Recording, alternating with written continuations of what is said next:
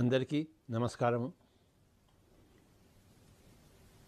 మనకి అంతర్జాతీయ మహిళా దినోత్సవం రాబోతోంది.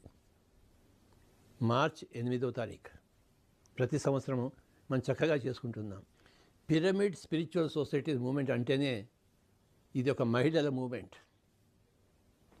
మహిళలకి ప్రథమ తాంబూలం, మహిళల ముందర పురుషుడు వెనకాల. అలాంటి సొసైటీ, అలాంటి సమాజం రావాలని మనం మహిళలు అంటే సహజంగానే ఆధ్యాత్మిక శాస్త్రవేత్త, పురుషులు నేర్చుకోవాలి మహిళల దగ్గర.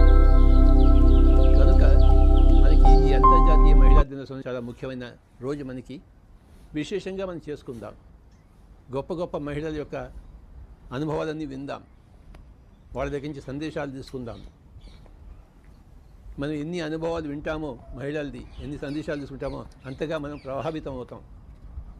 రెండు చెవులు